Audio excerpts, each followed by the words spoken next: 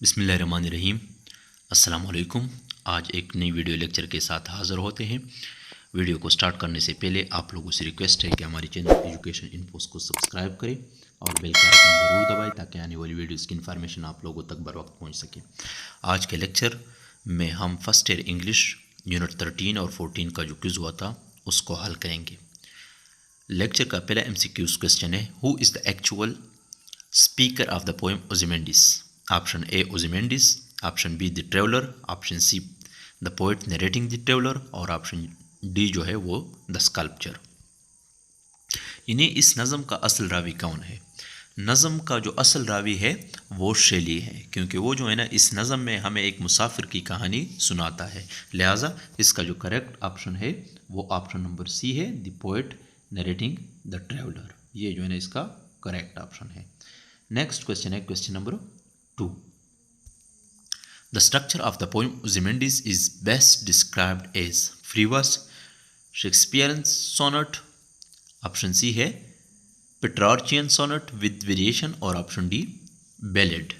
यानी नज़म की साख्त की बात हो रही है कि यह नज़म की साख्त जो है ना कैसी है। ये नज़म जो है ना सोनेट है। यानी सोनेट ऐसी नज़म को कहते हैं जो कि 14 लाइन्स पे मुश्तमिल होती है। लिहाजा ये जो है ना पेट्रार्चियन सोनेट है, लेकिन इसमें थोड़ी सी वेरिएशन है। लिहाजा इसका correct option option number C है, Petrarchan sonnet with a little bit correct variation.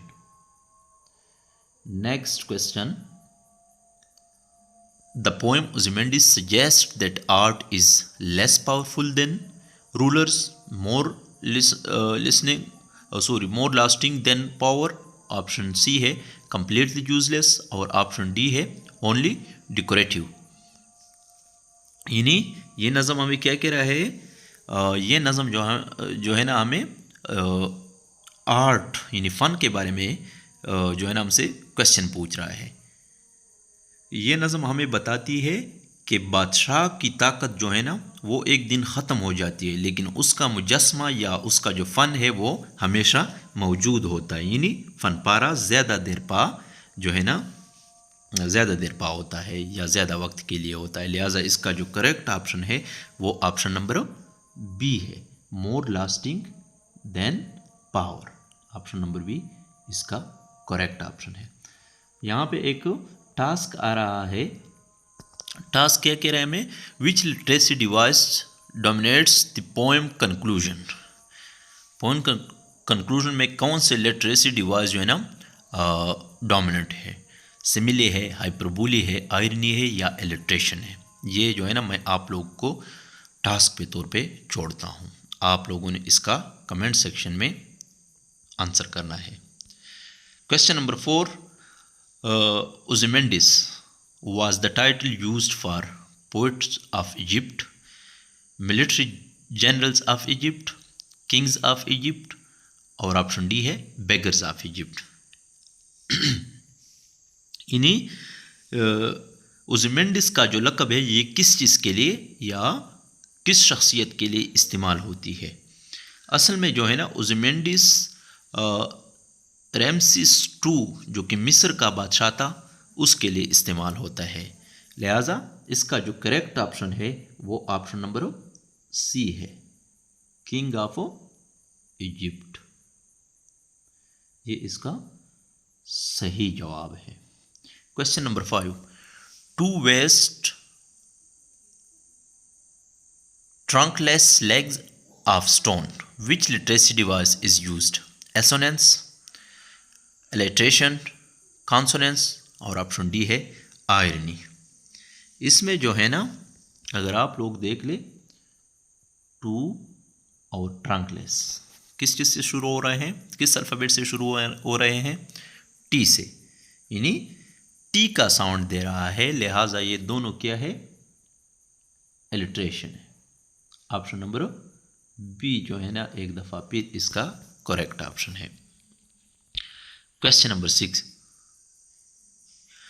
the hand and the heart, which literacy device is used?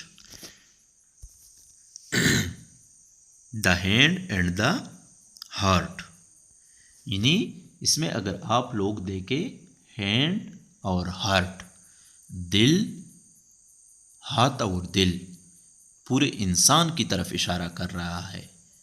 दोनों जो है ना पूरे इंसान की तरफ इशारा कर रहे हैं। ये जो है ना इशारातन इस्तेमाल हुए हैं। इस वजह से ये जो है ना क्या है, ये साइनोडोकी है, मेटानोमी है, ऑक्सीमोरॉन है या मेटाफोर है। इसमें साइनोडोकी जो है ना इसका सही ऑप्शन है, जो कि हम थोड़ी सी चीज़ से पूरी चीज़ की तरफ जो है ना इशारा करते हैं। ऑप्शन नंबर ए इसका करेक्ट ऑप्शन है। नेक्स्ट क्वेश्चन नंबर 7 है, what was written on the pedestal? I am the prince of princes, I am the queen of kings, I am the king of kings, और option D है none. इन्हीं pedestal पे क्या लिखा था? अगर आप लोगों ने जो है ना पोएम को अच्छे से पढ़ा होगा तो आप लोगों के लिए ये एमसीक्यूज इतना मुश्किल नहीं होगा। ओज़मेंडिस ने जो है ना ये अल्फाज पेडिस्टल पे लिखे थे कि मैं जो है ना क्या हूँ, बादशाहों का क्या हूँ, बादशाह हूँ, यानी मेरे पास बहुत इख्तियारात है, मैं पावरफुल हूँ, मेरे पास अथॉरिटी है। ऑप्शन नंबर सी जो है ना इसका करेक्ट आंसर है, आई am the king of Kings, ये इसका करेक्ट ऑप्शन है। Task number 2, cold, command, survivals, और इसके साथ दूसरा जो ऑप्शन है स्टैम्प्ड, और थर्ड ऑप्शन जो है रिमेन्स और राउंड। ये सारी चीज़ें अगर आप लोग देखें, सी से पहला ऑप्शन शुरू हो रहा है, दूसरा एस से और तीसरा आर से। आप लोग इसके बारे में थोड़ा सोच लें और इसका कमेंट सेक्शन के ज़रिए मुझे आंसर करें। एसोनेंस है, कॉन्सोनेंस है, सिनोनिम्स है या ऑप्शन डी एलिट्रेशन है। इसका आप लोगों ने मुझे कमेंट सेक्शन के ज़रिए आंसर बताना है। Question number 8, the word mocked means. Word mocked का क्या मतलब है? चीटेड, लूटेड, कॉपीड या कैप्चर्ड।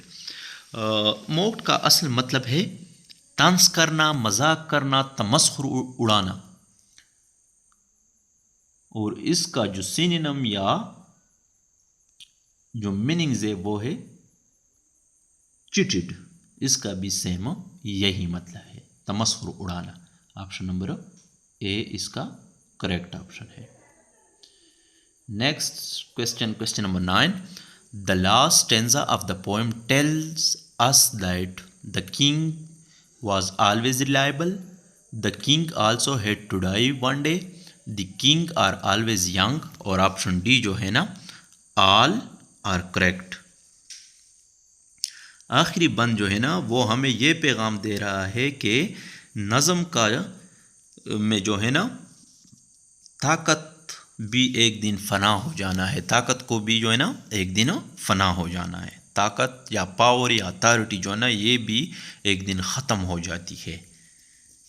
ठीक हो गया? तो इसका जो करेक्ट ऑप्शन है, the king also has to die one day. Option number B इसका करेक्ट ऑप्शन है। Task number 3, Islamabad is a brilliant city but quite expensive dash but it is quite expensive। यहाँ पे थोड़ा मिस्टेक है MCQs में। Islamabad is a brilliant city, but यहाँ पे जो है ना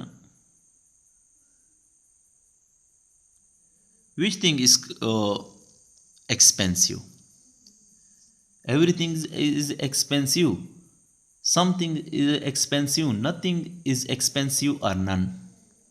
ये इतना टफ एमसीक्यूज नहीं है। आई थिंक ये आप सब लोगों को इस चीज़ का पता होना चाहिए। ये आप लोग के लिए जो है ना एक टास्क है। Question number 10, our train dash at 4:50, layout, leaving, arrives, departs. इसका जो करेक्ट ऑप्शन है वो डिपार्ट्स है। यानी इस की जो है ना, अगर आप ट्रांसलेशन करें तो वो इस तरह बनता है कि हमारी ट्रेन जो है ना कब डिपार्ट्स होती है 4:50 पे। ये प्रेजेंट सिंपल है, इसलिए यहाँ पे एस या ई एस लगेगा। ऑप्शन नंबर डी इसका करेक्ट ऑप्शन है। नेक्स्ट क्वेश्चन है question number 11। Sufficient is which type of adjective. Sufficient जो है ना किस किस्म का एडजेक्टिव है? डिमॉन्स्ट्रेटिव एडजेक्टिव है, पोजेसिव एडजेक्टिव है, क्वांटिटेटिव एडजेक्टिव है या डिस्क्रिप्टिव एडजेक्टिव है? सफिशेंट जो है ना हमें मिकदार बता रहा है, लिहाजा ये जो है ना क्वांटिटेटिव एडजेक्टिव है। ऑप्शन नंबर सी इसका करेक्ट ऑप्शन है। Task number 4। Neither acquisition is true. Neither किस किस्म का एडजेक्टिव है? डिमॉन्स्ट्रेटिव, डिस्ट्रीब्यूटिव, पोजेसिव या इंट्रागेटिव? ये आप लोगों का टास्क है, आप लोगों ने इसका आंसर करना है। नेक्स्ट क्वेश्चन है compare to Nida cat mine is hardly the dash. Slimmest, slimmer, slim और ऑप्शन डी है मोर स्लीमर। यहाँ पे दो चीज़ों का कंपैरिजन हो रहा है। यहाँ पे कंपैरिजन होती है तो वहाँ पे सेकंड फॉर्म लगती है वर्ब की, लिहाजा इसका जो करेक्ट ऑप्शन होगा वो क्या बनेगा? स्लीमर। निदा कैट के मुकाबले में मेरी कैट जो है ना स्लीमर है। नेक्स्ट क्वेश्चन है question number 13। The phrase long walk most strongly connects.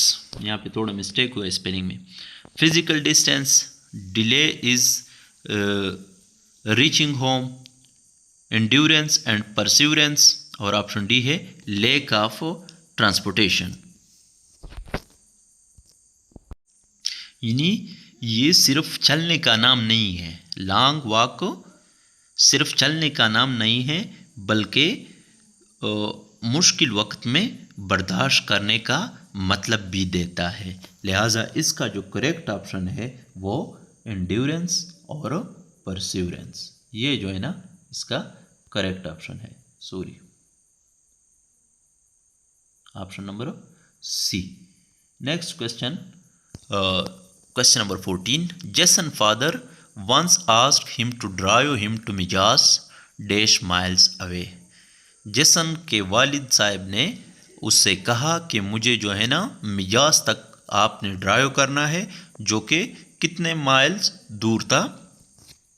17, 18, 19 और ऑप्शन डी है 20। इसका जो करेक्ट ऑप्शन है मिजाज उसके बस्ती से 18 मील के फासले पर था।